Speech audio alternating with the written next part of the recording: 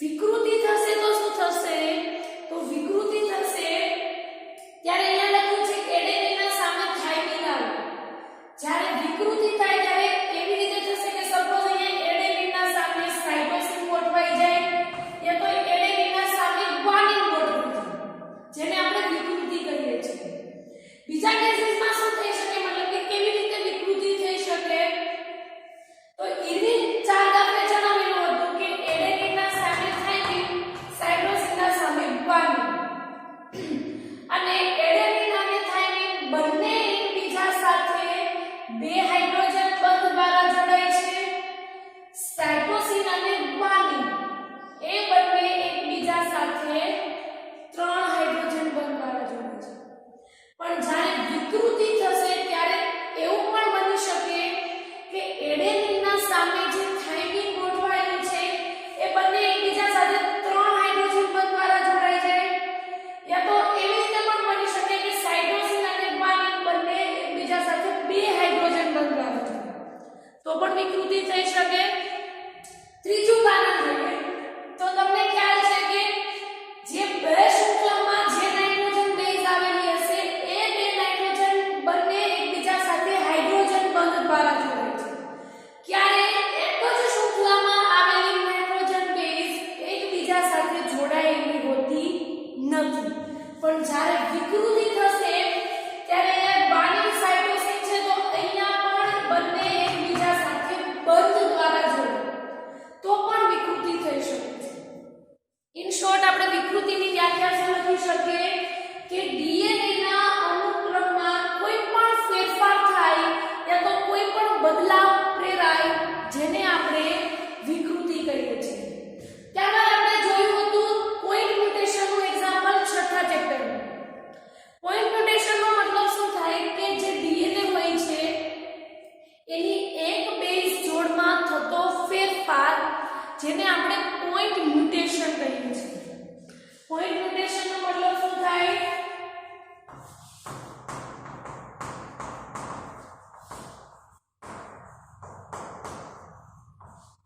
Point મ્યુટેશનનો મતલબ એવો થાય કે એક જોડ ડીએનએની એક બેઝ જોડમાં થતો ફેરફાર જેને પોઈન્ટ મ્યુટેશન કહેવાય. ડીએનએની એક બેઝ જોડમાં થતો ફેરફાર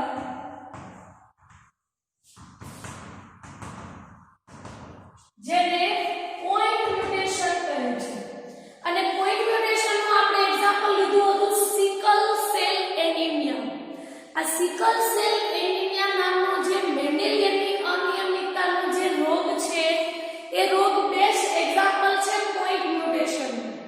આ ચેપ્ટરમાં આપણે જ્યારે મેન્ડેલિયનની અનિયમિતતાના રોગો ભણીશું એમાં એક સિકલ સેલ એનિમિયા પણ આવે છે. એમાં તમને પોઈન્ટ મ્યુટેશન વિશે ડિટેલમાં જાણકારી મળશે. તો અત્યારે ખાલી એટલું યાદ રાખવાનું છે કે પોઈન્ટ મ્યુટેશન જે છે એ સિકલ સેલ એનિમિયા નામનો જે રોગ છે એમાં પોઈન્ટ મ્યુટેશન જોવા મળે છે, જેમાં શું થાય છે ડીએનએ બેઝ જોડમાં પરિવર્તન આવે છે. માત્ર શું થાય છે કે GAG હોય એના સ્થાને શું એડેનીનના સામે થાઇમિન આવે છે, જેના લીધે એમઆરએનએમાં પરિવર્તન આવે છે. એમઆરએનએમાં પરિવર્તન આવશે એટલે એમિનો એસિડ અલગ જોડાઈ જાય છે. એ જ્યારે મેન્ડેલિયનની અનિયમિતતા ભણીશું ત્યારે એને ડિટેલમાં જોઈશું. અને બીજું એક છે ફ્રેમ શિફ્ટ ઇન્સર્શન. શું વર્ડ છે? Frame shift insertion. Frame shift ઇન્સર્શનનો મતલબ શું થાય? ફ્રેમ શિફ્ટ ઇન્સર્શન મતલબ કે ડીએનએની એક કરતાં વધારે બેઝ જોડમાં કોઈ ફેરફાર થાય એને આપણે ફ્રેમ શિફ્ટ ઇન્સર્શન કહીએ છીએ. પોઈન્ટ મ્યુટેશનમાં શું છે કે માત્ર એક બેઝ જોડમાં જ પરિવર્તન આવે છે, જ્યારે ફ્રેમ શિફ્ટ ઇન્સર્શનમાં ડીએનએની એક બેઝ જોડથી વધારે પરિવર્તન આવે છે, જેને આપણે ફ્રેમ શિફ્ટ ઇન્સર્શન કહીએ છીએ. તો વિકૃતિમાં આપણે બીજી કોઈ ખાસ બાબતો ધ્યાનમાં નથી રાખવાની, માત્ર એક સામાન્ય વ્યાખ્યા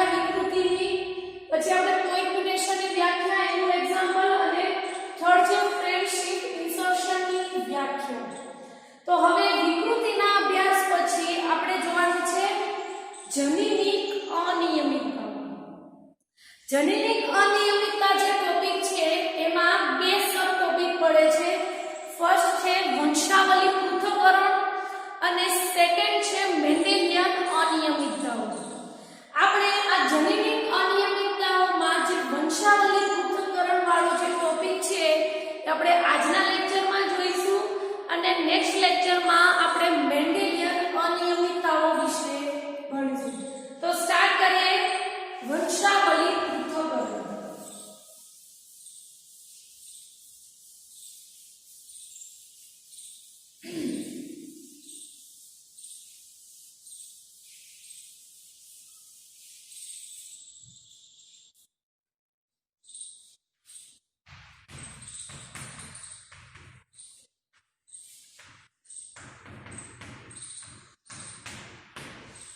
ફર્સ્ટ ક્વેશ્ચન છે કે વંશાવલી પૃથ્થકરણ એટલે શું?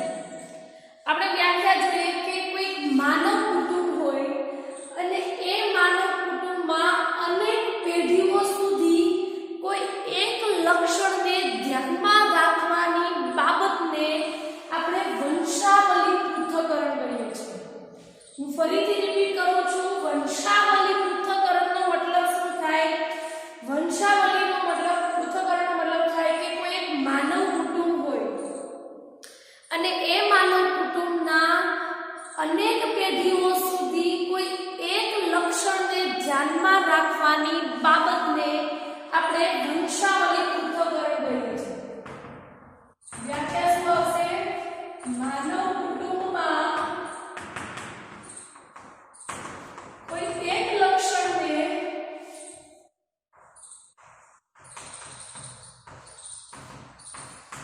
ધ્યાનમાં રાખવાની બાબતને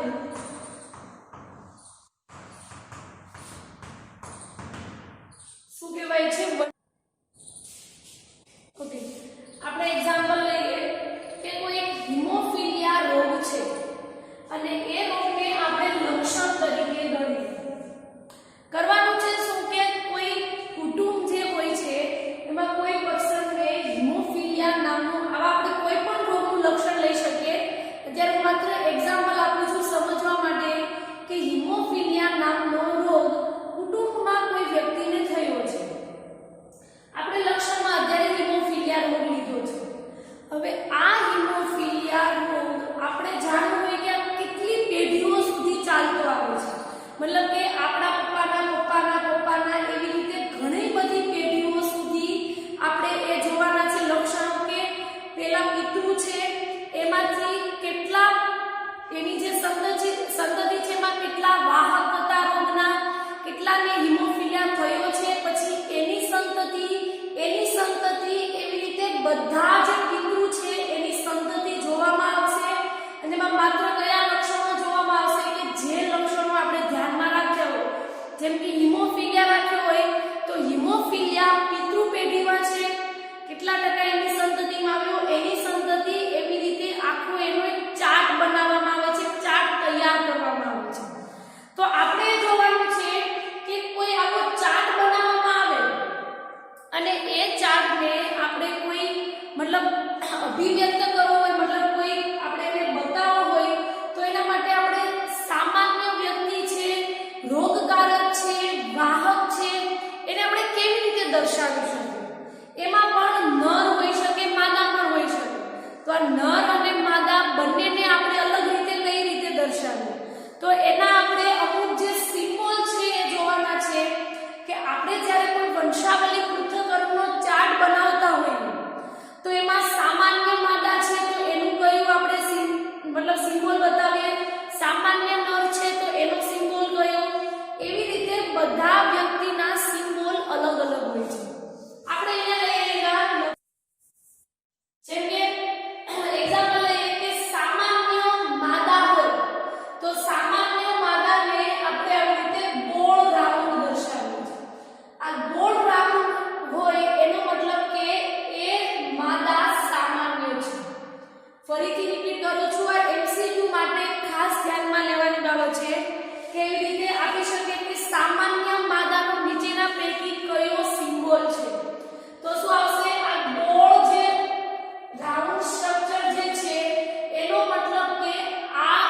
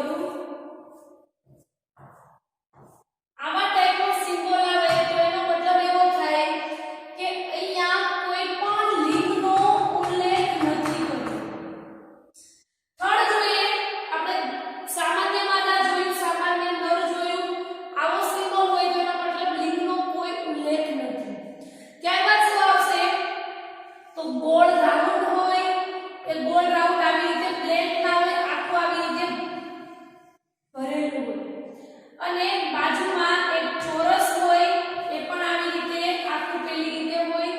તમને અહીંયા ડિફરન્ટ દેખાતું હશે સામાન્ય અને આમાં. અને પછી એક આવો સિમ્બોલ હોય અને એ પણ આખું ભરેલું. એનો મતલબ એવો થશે કે આ જે સિમ્બોલ વાળો જે છે એ અસરકારક વ્યક્તિ કહેવાશે. શું કહેવાશે? અસરકારક વ્યક્તિ. જેમ કે આવી રીતે ગોળ રાઉન્ડ છે અને આ રાઉન્ડમાં આખું આવી રીતે રંગ પૂરેલો છે, તો એનો મતલબ થયો કે અસરકારક સ્ત્રી અથવા તો અસરકારક માદા. અહીંયા એ બાબત ખાસ ધ્યાનમાં લેવાની છે કે માદા હોય તો એ માદા સામાન્ય હોય, વાહક હોય કે પછી અસરકારક હોય. એનો સિમ્બોલ જે છે એ રાઉન્ડ શેપમાં જ રહેશે. ફેરફાર ક્યાં થશે? તો સામાન્ય હતું તો આખું પ્લેન થયું, અસરકારક હશે તો શું થશે? આખું આવી રીતે રંગ પૂરેલો હશે. તો એનો મતલબ થયો કે આ અસરકારક સ્ત્રી છે અથવા તો અસરકારક માદા છે. સેમ એવું નરમાં. નર સામાન્ય હોય, વાહક હોય કે પછી અસરકારક હોય. કોઈ પણ કન્ડિશન હોય, નરનો જે સિમ્બોલ છે ચોરસ બોક્સમાં જ રહેશે. ફેરફાર ક્યાં થશે? તો સામાન્ય હતો તો આખું એનું બોક્સ આ ચોરસ છે એ પ્લેન હતું ને અહીંયા આખું આવી રીતે રંગથી પૂરેલું છે. તો આ થશે અસરકારક નર. ત્યારબાદ સિમ્બોલ જોઈએ કે કોઈ નર અને માદા સામાન્ય હોય અથવા વાહક હોય જે હોય. આ જે છે એ માદાનો સિમ્બોલ છે અને આ છે નરનો સિમ્બોલ. અને બંને સાથે આવી રીતે એક લાઈન બતાવે એનો મતલબ થાય મૈથુન. શું થાય? મૈથુન. જ્યારે નર અને માદા અને નર બંને વચ્ચે આવી રીતે એક સિંગલ લાઈન બતાવે એનો મતલબ થાય મૈથુન. બીજી પોસિબિલિટી હોઈ શકે કે આ માદા છે અને આ નર છે, બંનેની વચ્ચે બે લાઈન હોય. અહીંયા બે લાઈન બતાવું છું તો એનો મતલબ એવો થાય કે સંબંધિત વ્યક્તિ જોડે મૈથુન. મતલબ કે કોઈ રિલેશનમાં હોય અને એ વ્યક્તિ સાથે મૈથુન અને પછી એની સંતતિઓ બતાવી હોય તો એના માટે આપણે આવી રીતે બે લાઈન બતાવવામાં આવશે. એનો મતલબ કે સંબંધીઓ સાથે મૈથુન.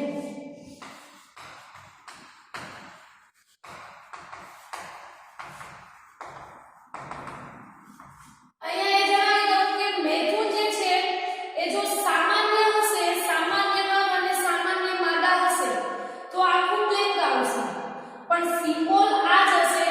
અને જો અસરકારક માદા અને અસરકારક નર હશે, સિમ્બોલ અહીંયા એક સિંગલ લાઈન જ હશે, પણ આવી રીતે રાઉન્ડ જે છે એ રાઉન્ડ અને ચોરસ એ બંને આવી રીતે બ્લેક ને કોઈ આખું ભરેલું હશે. આપણે માત્ર મૈથુનનો સિમ્બોલ જોવાનો છે કે મૈથુનનો સિમ્બોલ કેવો હોય. તો નર, માદા અને નર બંને વચ્ચે એક સિંગલ લાઈન જોવા મળે એનો મતલબ થાય મૈથુન, અને બે લાઈન જોવા મળે એનો મતલબ થાય સંબંધીઓ સાથે મૈથુન. ત્યારબાદ આપણે જોઈએ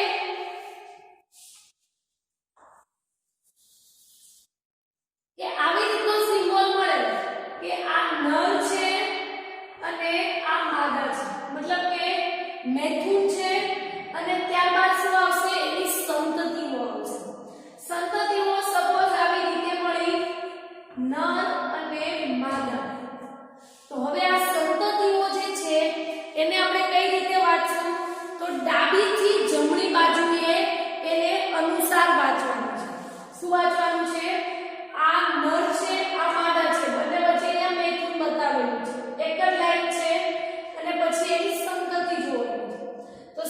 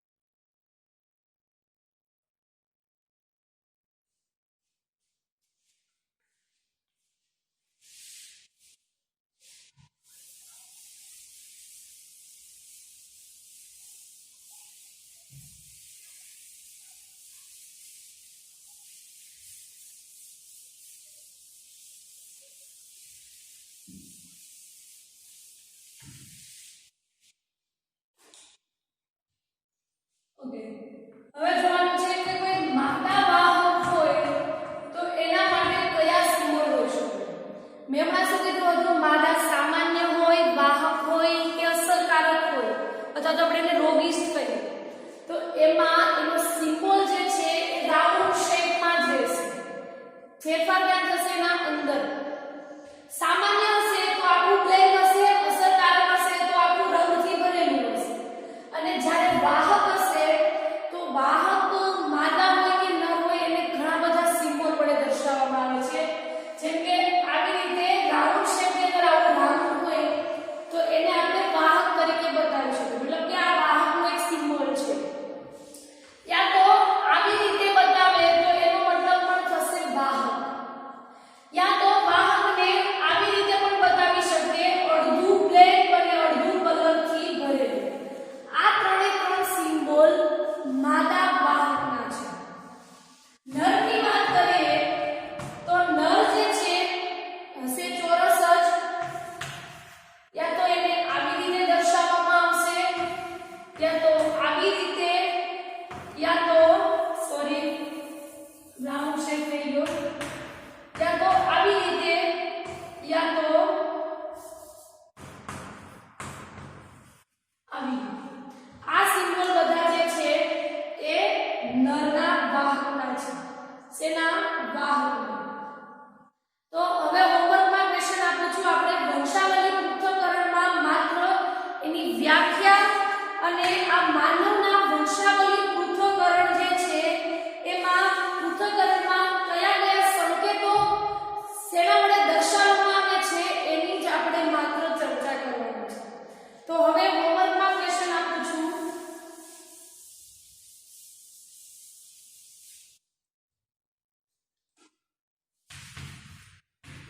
હોમવર્કમાં ક્વેશ્ચન છે વંશાવલી પૃથ્થકરણનો જે સંકેતો છે